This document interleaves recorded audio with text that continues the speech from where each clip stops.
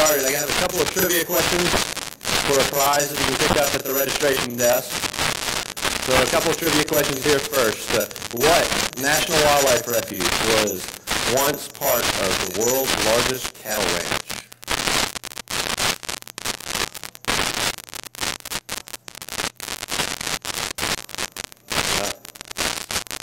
It's out west. In Oregon. Maldo, who said it? All right, one more.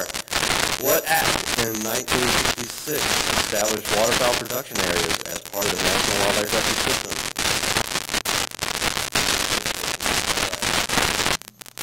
I'll probably get here in just a second. First, I want to introduce our panel. This is the law enforcement front lines of protecting wildlife seminar workshop. And first off, we have Mitch Ellis. Mitch is currently serves as the chief of the Refuge system in Alaska region. He has 25 years of work experience in the National Wildlife Refuge system, and including down the border most recently down at Ballroom D. All right, and Rebecca Merritt. Rebecca is currently refuge officer in Oregon and the Mid-Columbia River National Wildlife Refuge Complex. We have Jim Hall. Jim currently serves as the chief of law enforcement in the National Wildlife Refuge system. He has 25 years under his belt working for the federal government. And on the end down there's Rich Johnson. Rich is the deputy chief of refuge operations.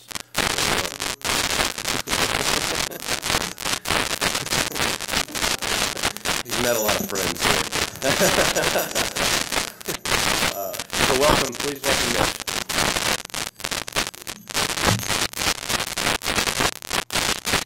Thank you.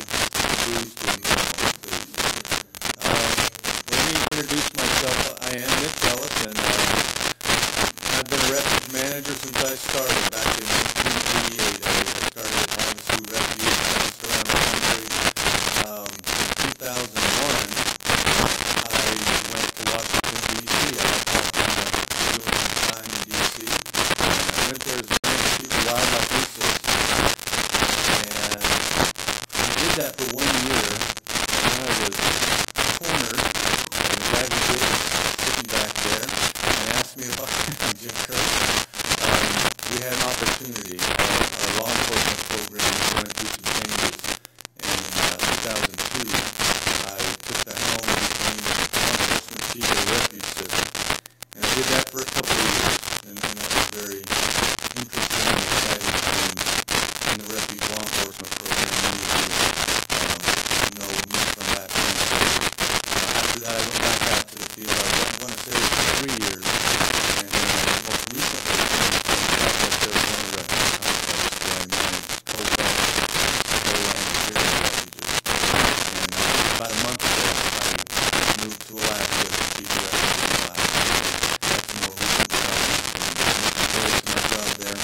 But today, I was asked to cover a little bit about the history of the refuge law enforcement program, and not sure why. It's not because I'm the oldest guy on the panel, but must be the model or something. I don't know. But I'm covering the past, and I don't have a PowerPoint. They put that up there. Of course, that's not me. We know who that is. But first, let me just say, I'm going to talk a little bit about the past. Rebecca is going to cover where we are today, and Jim is going to talk a little bit about the future of the program. And we hope that we have some time at the end of the discussion for some Q&A and an open discussion. So please, we're going to say about 20 minutes for discussion and with a dialogue about our program and some thoughts on what we should do. But first, let me say law enforcement is important. It's critical. Without a law enforcement program, we wouldn't be able to do the things that we do on the landscape, on the refuge. We wouldn't be able to provide a safe environment for people or co-workers to work, and certainly wouldn't be able to protect the resources that are out there. So it's a fundamental part of everything we do on refuges. Our program, though, it evolved. It wasn't designed early on.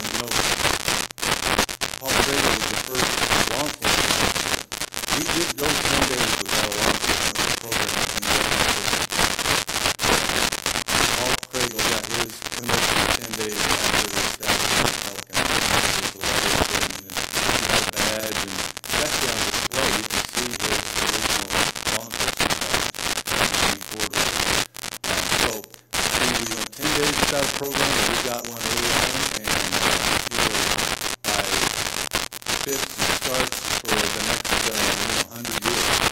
We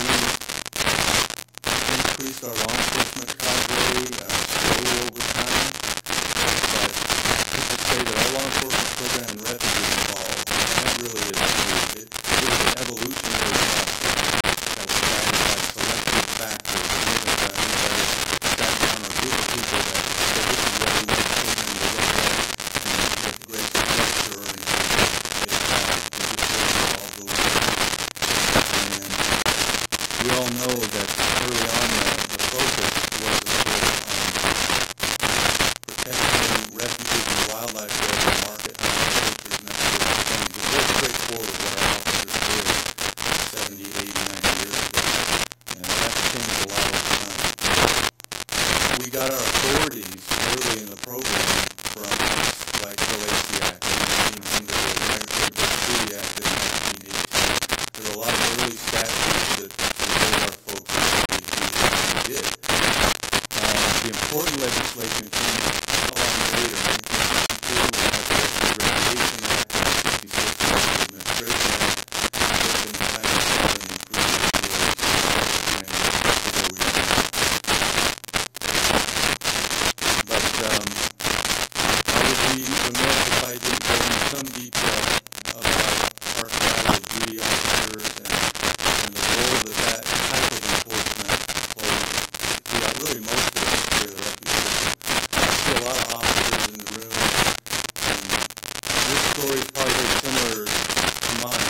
Early, probably from the 20s and 30s up through the 80s, we ran our law enforcement program entirely collateral duty officers. The managers, ORPs, wage grade folks that went to law enforcement academy, that was what we did. Just to help those but I got my authority in 1988.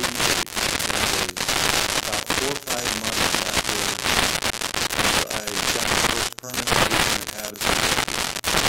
My wife's in the audience, and she has to briefly, but newlywed, I got on board. I was very excited about becoming a refuge manager at the DS5 training, and they had an opening question.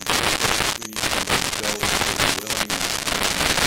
I went to Georgia. My wife went back to Tucson to stay with Mom. I was gone 9 weeks, and I tell you what, the training back then, it was very different than it has been.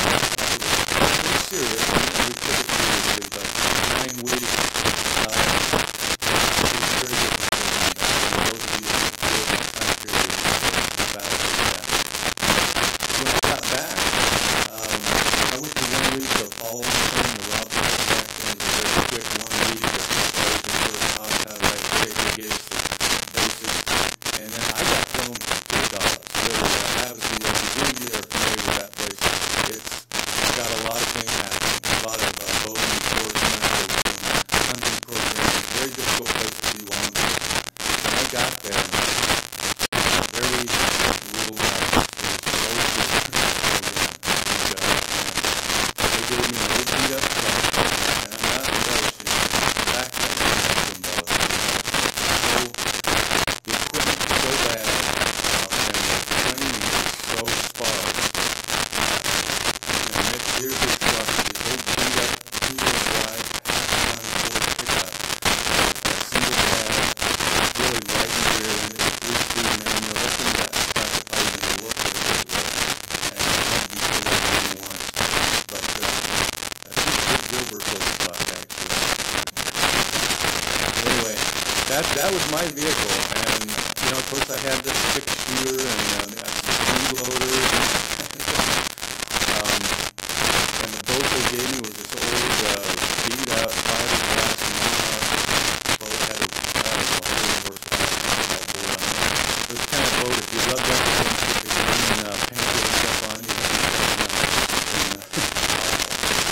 anyway, that was my equipment, and they kind of beat up radio. We had sort of an agreement with the sheriff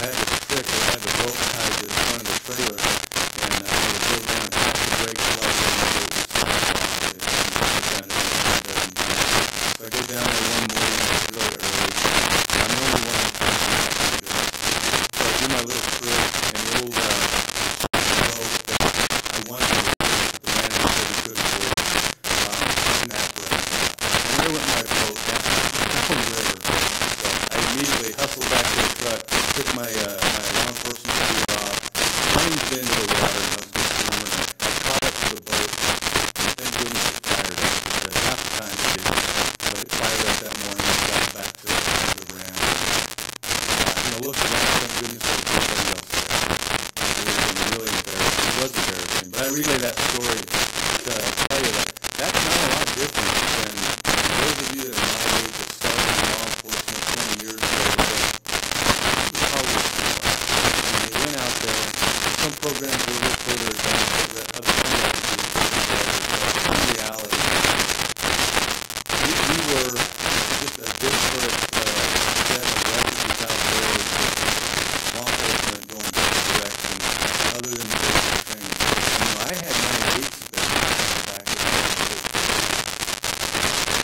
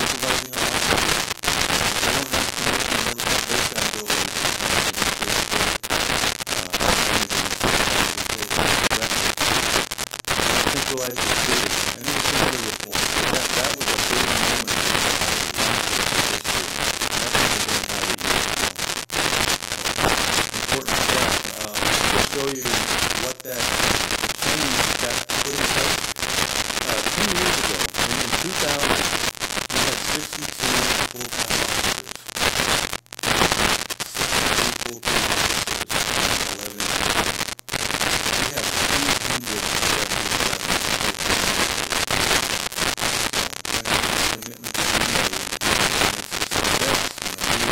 We've moved to more of a full-time enforcement. I think it's ridiculous. We didn't abandon the need for a dual function officer. We all know that there's a place for that. And for year 2000, we've had 541 police officers. 541. We have 123. Some of you may not have bad things, but I would say is that it's probably a good thing. What I think it indicates is that we set dual function officers where we need them. I in most states in the world, there were places where staffing indicated that we needed some law enforcement support, and we had the right people doing it now. To go from 541 to 2023, corresponding a increase of full-time officers, this is when the last 10, 15, 20 years we have thought about it, put policies in place to implement change in how we run the program. The structure, the quality of the training, the way our workforce is situated, and it was easy because back in the old days we were focused on maintaining fishing enforcement, keeping the people from carrying away the resource, logging, whatever. Today our officers, they're involved in just about everything. Violent crime, drugs, all sorts of issues we have going on. Disaster details, running the secretary included. We don't know exactly what our officers are being involved in on a daily basis. It's a huge variety. And it requires them to be able to do that. So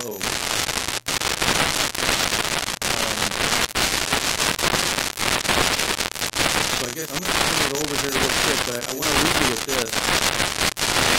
I just want to emphasize that we have something we shouldn't ignore our history. We should celebrate it and look back at it and learn from it. We need to acknowledge how far we've come, the reasons why, and then the people behind it that made that happen. And it wasn't a few people in Washington, it wasn't a few people in the region office, it was leadership all levels and folks in the field primarily that they were developed. So with that, I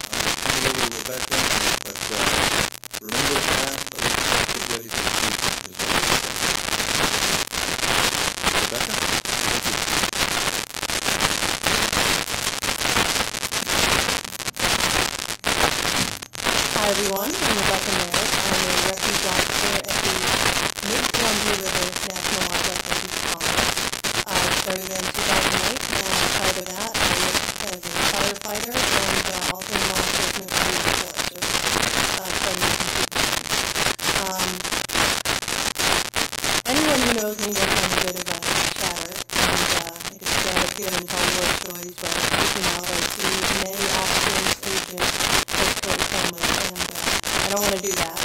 So with that, I'm going to show a short 10-minute movie. It's got some photos talking about what we're dealing with today.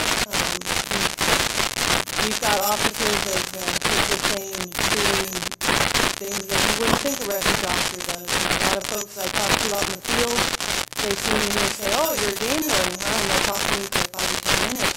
And then they happen to look down and they notice my gun belt. And I'm like, "Are you that?" And I mean, at least once a week I get that question. So I think a big part of what I wanted to do today is just to educate on what we're working with right now. We still focus on conservation law enforcement, but we do go out on details and do many different things. We wear a lot of hats nowadays. So with that, I'll see if I can get this started and keep it in.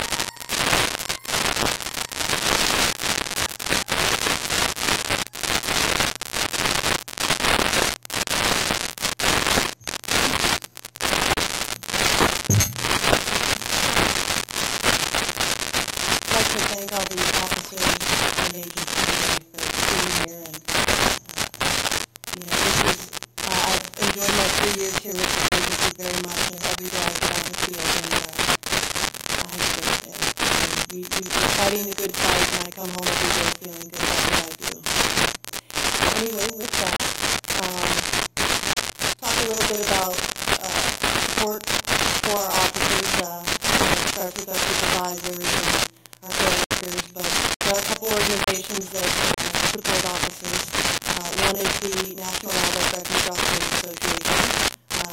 I'm the president of that, and we try to provide support for our officers in any way that we can. This year we had 2 officers who lost their homes, property damage due to floods in Mississippi. We were able to donate some money to their conservation, and other organizations such as Trio and things like that. And speaking of support, I'd like to thank my refuge managers who allowed me to come down here. Thank you very much. We'll talk about the future now. Jim, come on up. Again, thank you.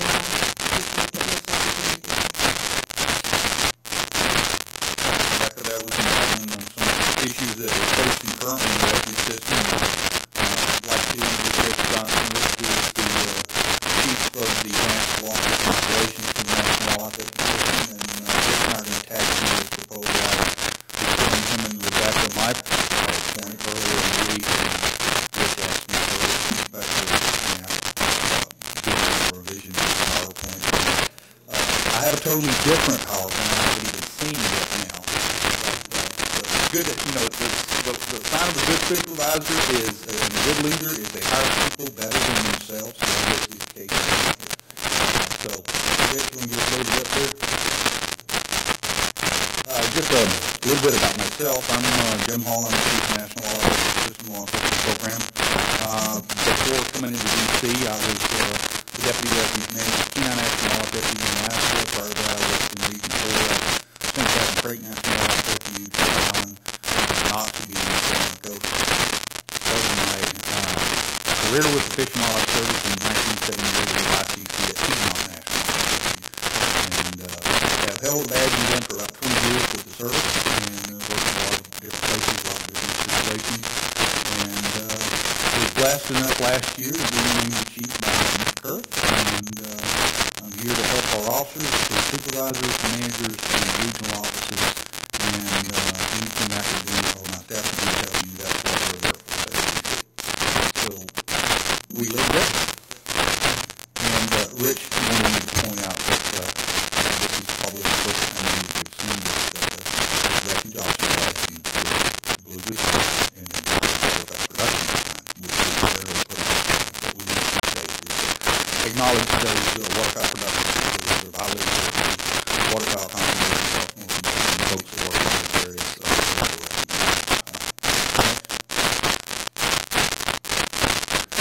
Our future is going to be some unprecedented challenges.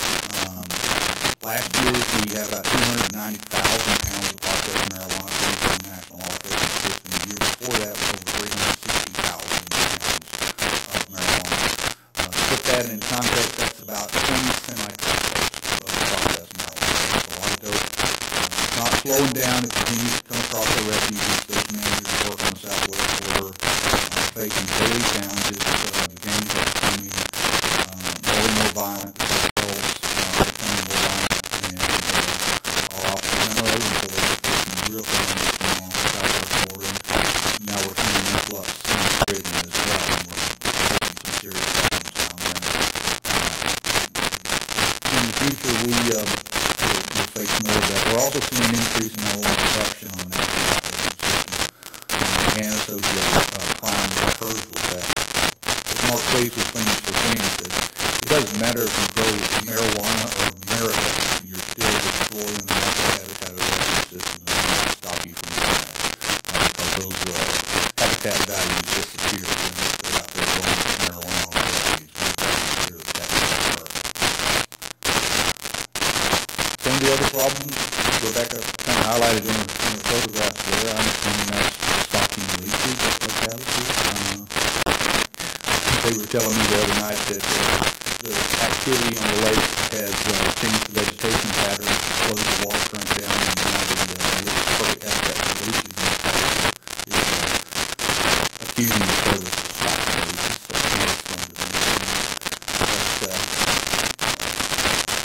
Some of the cases just here recently that we wanted to highlight. This is a case at Cypress Creek National Wildlife Refuge that our officers worked on for a very long period of time. Ended up in conviction of this individual and received a $14,000 back for stolen property.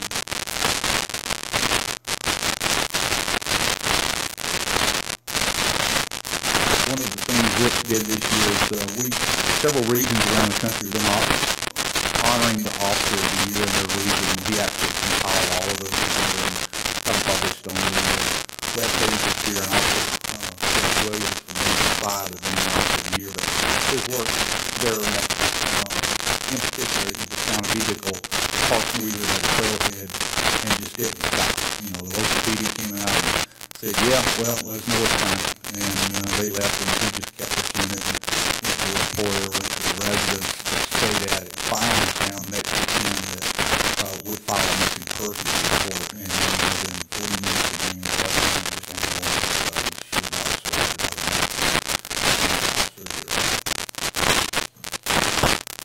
the case down in Region 4, Bill Talbot and Aaron Watson. Total facing case, and I'm taking him to that.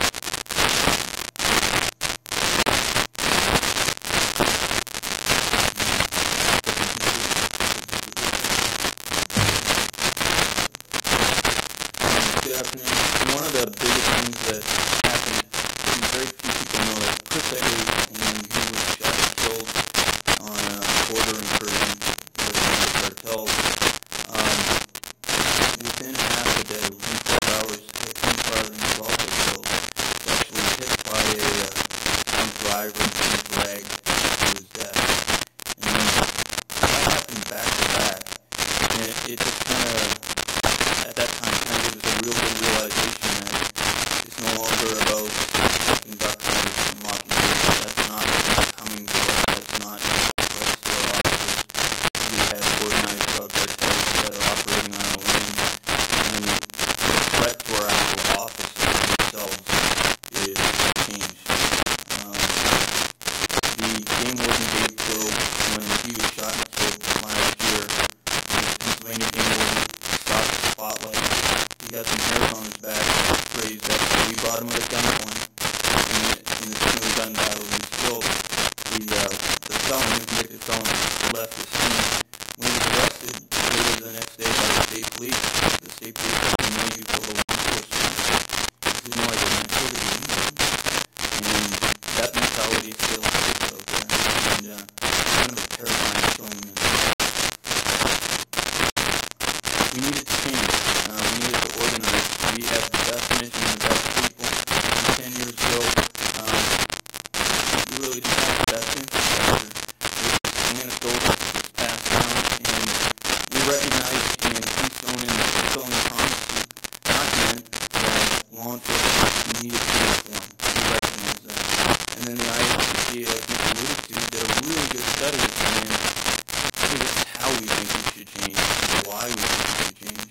And that culminated into the director or the department did form. A lot of those informants told us what we already knew we had to do, but it kind of helped us to pass through it.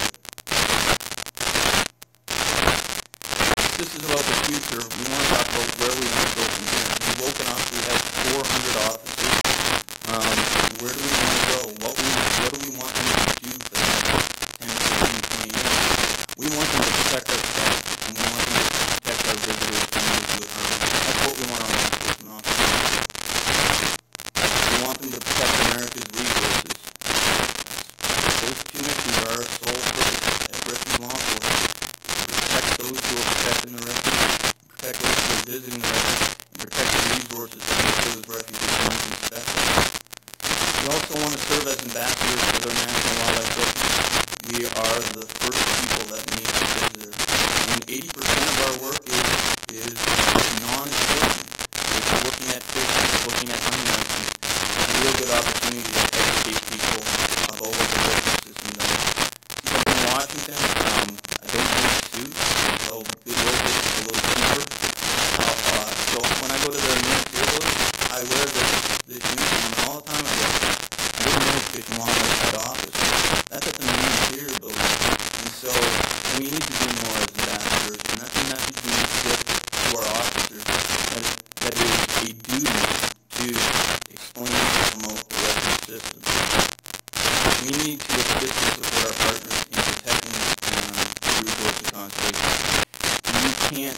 especially with the demands that are on local law enforcement and the declining budget, we can't ask the state police to come in and cover a car accident on our refuge and then not go back them up when they're in trouble somewhere. It's not fair to them. There has to be a symbiotic relationship between the agencies that we partner with and us. It can't be a one-way street. And actually, almost everybody in this room already knows that. Other avenues, whether it's biology, maintenance, law enforcement is no different. We have to do the door-to-door handshakes with folks. I actually think we're doing a pretty good job. Our ultimate goal is to be the very best conservation law enforcement officer we can be. I know I'd like to see us be the example. I want to see state game wardens go to their training. That's how you should be. That's how you should be. You should have those skills. And that's kind of what we're focused on in the future. So our vision starts with who we hire. It starts very much with who we bring through the door. We can't sell them money. We can't sell them fame. We have our mission. That is the most valuable thing that we have to somebody who wants to join the workforce. We've used centralized hires in the last 2 years with recruitments at Wildlife University and Community College up in Maine that are primarily directed to going to where people are learning conservation law enforcement. Instead of how they recruited me by going to the Border Patrol Academy, we're now going to where people are learning about how to conserve and protect, and we're recruiting them. We floated 16 positions, 14 positions for centralized hire. We had over 2,000 applicants who wanted to be game wardens. The people out there want the job. We did a second go around just within government. And it didn't go to the public. We had well over 400 applicants for 5 jobs. And one of the things that's impressive with centralized hire is it's not local word of mouth anymore. We are reaching every end of the country. We are reaching people who are serving in Afghanistan right now who fill out their application online and send it in so that when one time they have a job that they want, we go back and do it. Nobody's doing that. There's one to ask at NCPC how to define what a refuge officer is. And if you've been there anytime recently, they have these big LED kind of scheduling things that provide each hallway to tell you where your class is. It costs, I don't know, $2,500. And, it's updated and they can do some computer stuff like that. I walked in one time and there was a paper taped to the wall that said, if you want to know your schedule, look at the screen, and it had an arrow, and it was a 10-cent piece of paper, and I said, that's what a refuge officer is. We're a 10-cent piece of paper solving a $2,500 problem. The last go around, I had the good fortune to meet and interview these people. We had an NCIS special agent. We had a Florida Wildlife Commission game warden. We had a former Georgia DNR game warden. We had Army Corps of Engineers, Natural Resource Officers. We had DOD 1901 game wardens at the DS11 level applying for 579 or 576. We had graduates from Community College. We had a former general who was currently at GS-14 at the Pentagon putting for 576. And the commonality to these people is they want to be game wardens. They want to be game wardens. How we ran the centralized hire process, it's an evolving thing. It's panel driven. There are people at every level, from the regional director level to the field, to zone officers, to managers. We deliberately make a broad section of the refuge system as an interview panel. And we found with 5, I might have the idea this former SWAT guy is awesome, and that opinion is mediated by the other 4. Or, this communications person, they're awesome, that might get mediated. We get that mediation of 5 people, and what I saw was that the very best that we wanted in the refuge system rose to the top. And Sam Butler was on the team, Bud Alvaro was on the last team, Jim Neal was on the last team, Team Alvin from Institute. And without a doubt, when we actually sent forward the names, it was a group. We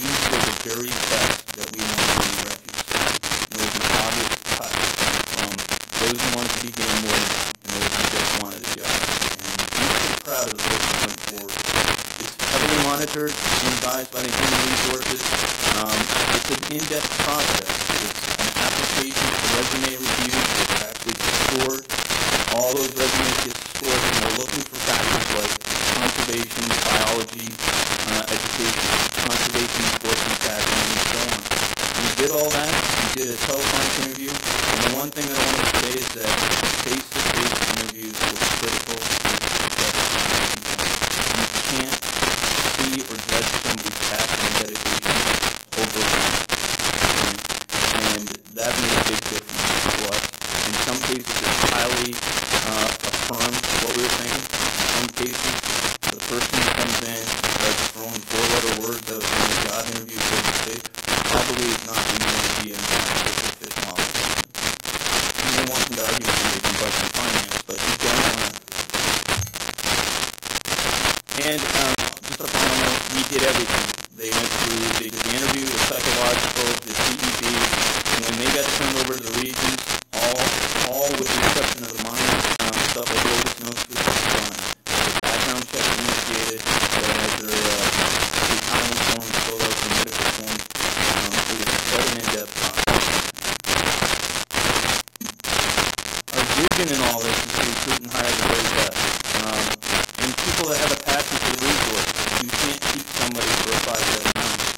There has to be some other reason for them to be there. There has to be a reason why they don't get up at 2:30 in the morning to go check up. There has to be a reason, and it's not money. And so if you don't hire somebody who already has that innate desire to do it, or you don't find somebody that you can instill that innate desire to do it, then they're only going to be there until the next day somebody else. Part of our vision has been training. Refuge is a fantastic organization to teach training for. You want to teach somebody how to take an airplane back from a terrorist attack? Send them to Refuge.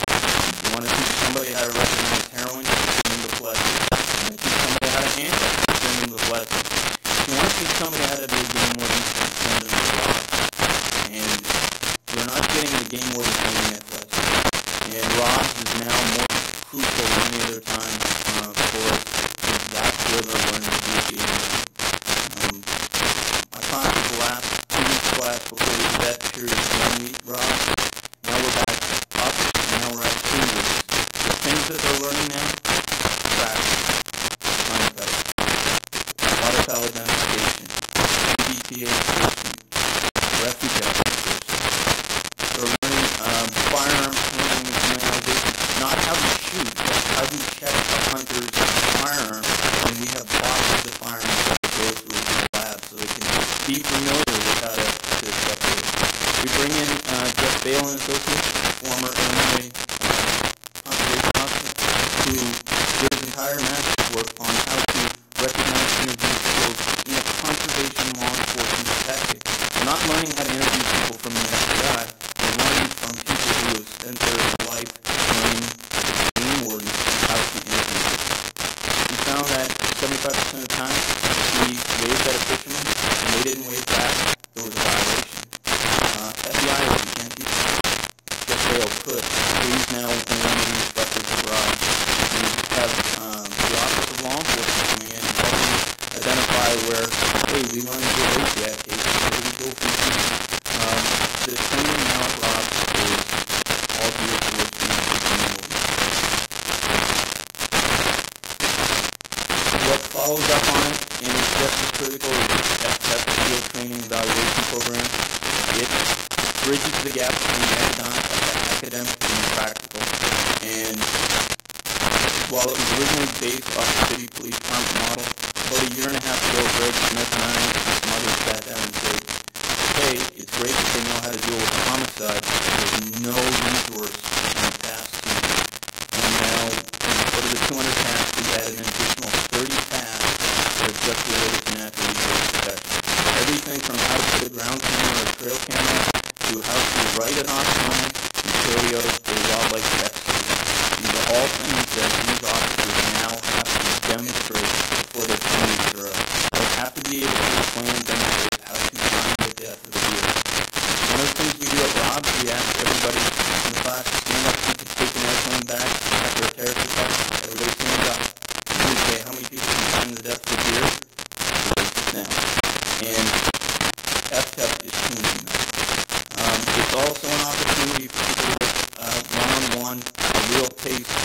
job is, and it's an opportunity to mentor somebody who may have the passion for the music, but don't know how to demonstrate, don't know that they're home, and it's a great opportunity for teams to say, you're in the right place, this is where we want you to stay. It's our vision to make sure that we are not only getting the most advanced law enforcement training, but the traditional skills that I enjoyed learning coming up don't go away, that people still know how to time the desk here in the future. The biggest thing that our vision has is leadership, and leadership is critical. Try to run a boat with what's happening. We have to let our folks know that it's okay to be more than that. We want you to do police work. We want you to run radar when it's needed. We want you to go to Metro when our crazy season. But if you have a choice between working spotlight or computers, I want you to work spotlight. And you can be excited about it. And the policies, procedures, everything that we write has to send that message to our folks, and it has to provide them with protection when they're out there doing the right thing. If you have to ignore or violate a policy to do the right thing, it's bad policy. And so we really are being careful to put policy out there that supports the officer in doing the right thing, supports the supervisor in supporting the officer, and supports the agency. One of the things we are proud of that we heard from the workshop, the GS 1801579 position and management law enforcement officer has been approved and has been classified and scheduled There's nothing left to do on it. We have a meeting next week because the classifier said if we wanted to do a full rollout from a field position to the chief of refuge law enforcement, we can do it off the field if we want. And it's ambitious, but our refuge officers will be the professional refuge officer series. It will be put in a series that is exposed to partners. We're going to be put in a series that's exposed to females. And we're very excited about this. We're also meeting to talk about other positions that recognize our field training officers for the hard work they're doing. If you're a field training officer in DLN, you must be at 11K. If you're a field training officer in DLN, you get to go to Best Buy with your constant performance at Buy TV. It's not fair. And we need to give our folks career ladder and recognition for the work that they're doing. We're also exploring ways to support our bigger regions. Region 4 and Region 6. Their regional chiefs do a huge job, a massive job, and their counterparts in fire have a deputy who helps support them, but I know Tim Gardner is individually supervising 11 to 12 personalities from Region 4, and know they're all five and responsible for people. The reality is, I don't know how Stan does it himself. I don't know how he does it. Supervising such a massive program with those support on a day-to-day basis, that's what we're going to try to help. It's something that needs to be on.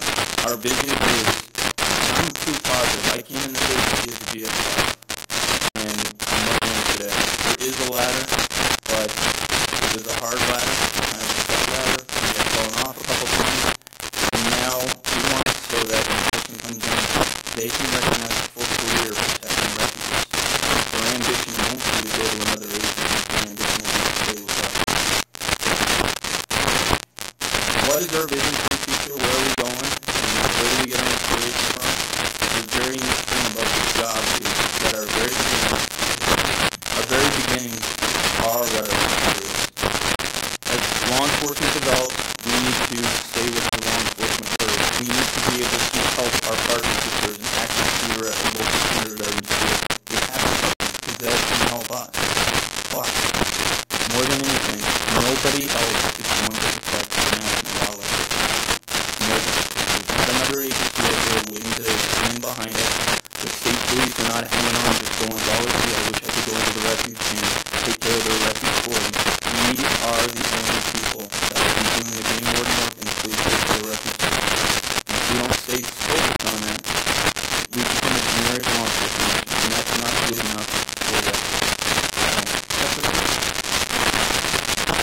Just to tell you real quick, 2 years ago when I started with the refuge system, we had an agent house at our refuge. We were allowed to ride in the V's, and we turned in a lead.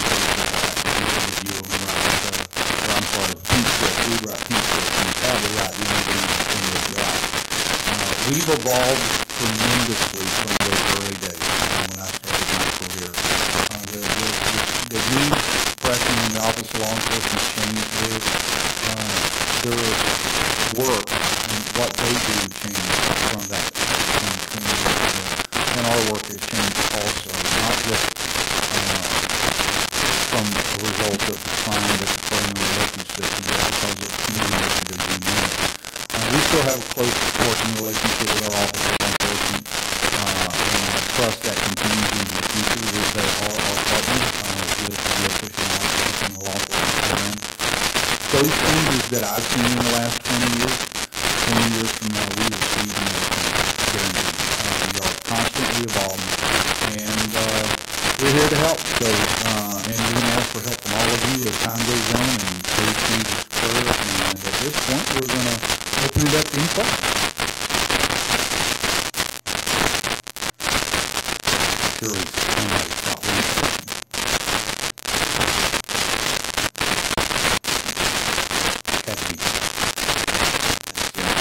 With the number of law enforcement officers reduced by a third in the last 10 years, do you see a more of a dependency on dual function officers in the field? See the divisions of the law enforcement encouraging perhaps reasons as well as dual function officers because knowing that in these officer times we're not having to get into That's actually one of the recommendations in the vision document, recommendation 16 and 7 of our law enforcement program. And that's one of the questions that we're going to have during that section is where do we need to go with the dual function officers? That's the same amount the dual function officers versus full-time officers, about 20,000 officers from all the way through the training. If we hang on to them for 5-10 years as dual function officers, they promote out in 3 years, they put on money in 3 years of service. So during that assessment, we're going to be looking at that. What is in the best interest of the agents and the refugees and the resources only? That's a government institution.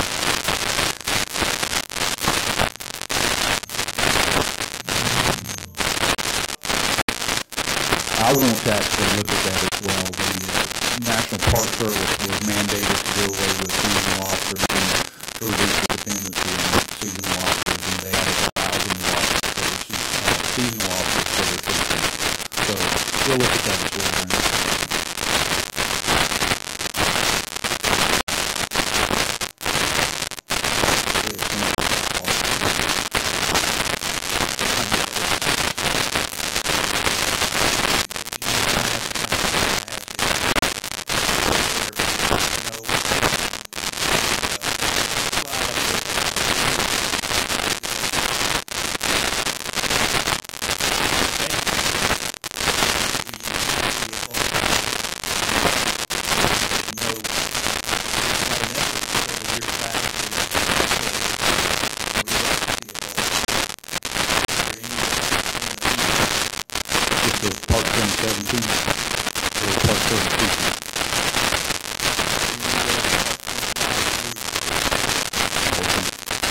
You've actually been working on that recently.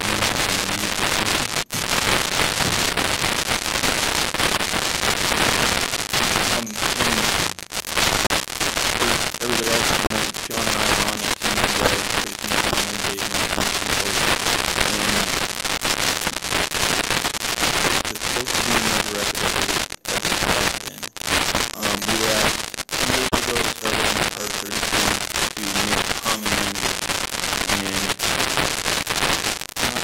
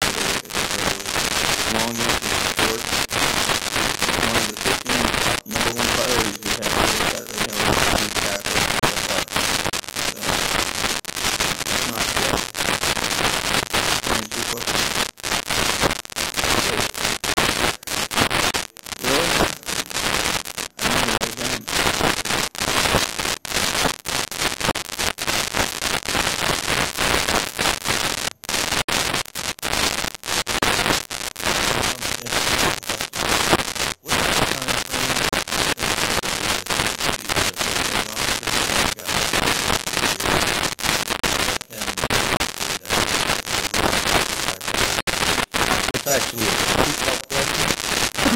We voted during the Norland County officer LE 23 being in the Washington office. We meet once a year. We have a monthly conference call, and what we decided at McAllen this year was that we would be giving all field training officers primary officers and the secondary, differing them out from our office. We will take privilege awards for those officers that are actively training people. The position description for training officers is one of those that we're talking about. We're hoping to roll out as one whole package and HR. Great. See that.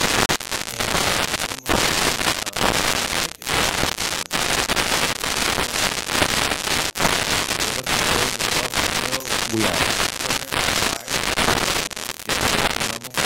Yeah, we're gonna review those as well. Thank you.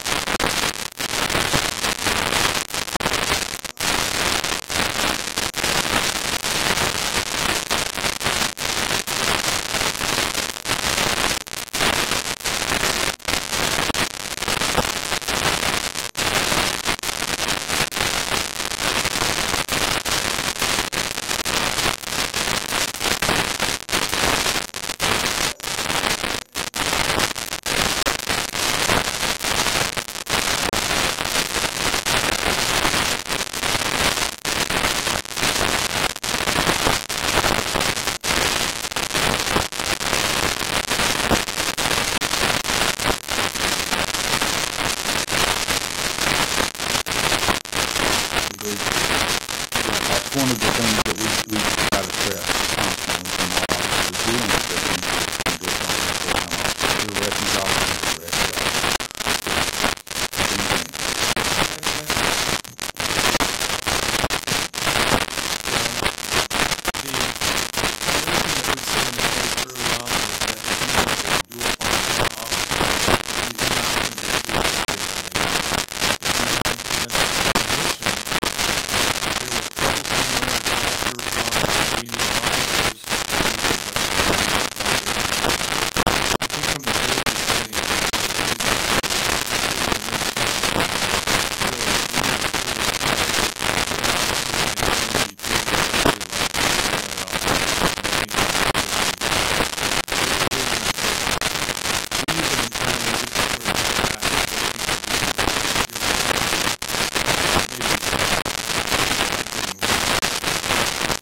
But it is a sword with two edges.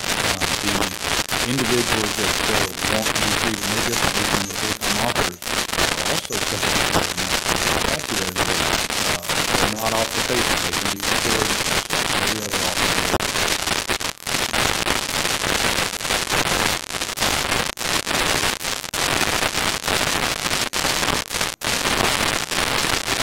The medical area was a request from BIA and it became secretary for that.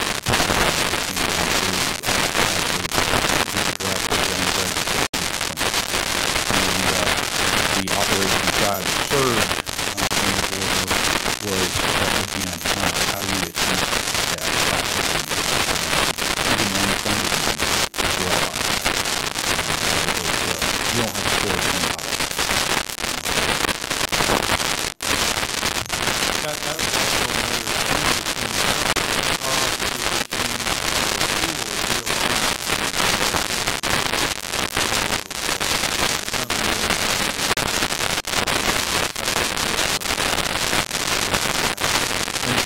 addressed that with Tim Thornton, I guess it's the Secretary of Operations. When we send an officer from Refuge pay to help on the border, we don't reduce, as a rule, we don't reduce our law enforcement capability of that Refuge there are some refugees that don't have a most of our refugees just one guy. They leave Home Depot, that means you don't have to live there.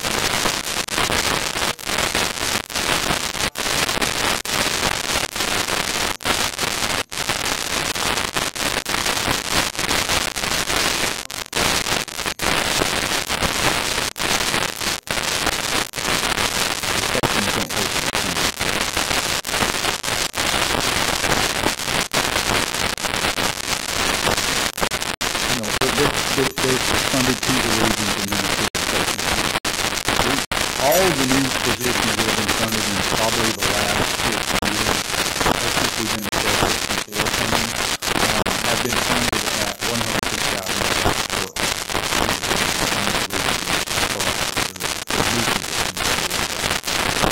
including the training.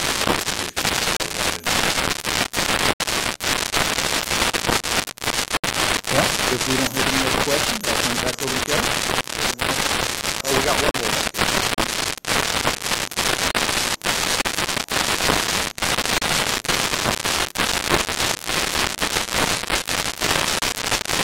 It's a good question. We did request a bigger target in FY 12 for $3 million for English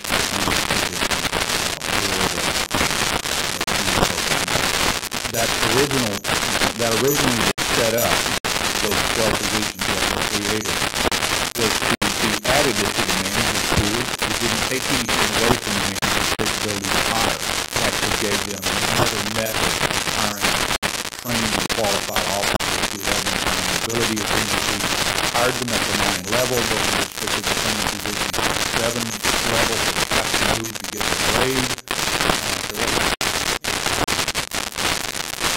From 10 weeks to 12 weeks?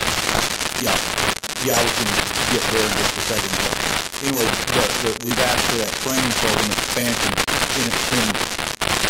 In addition to that, everyone is telling us that from a liability standpoint, I think the EPS is only 12 weeks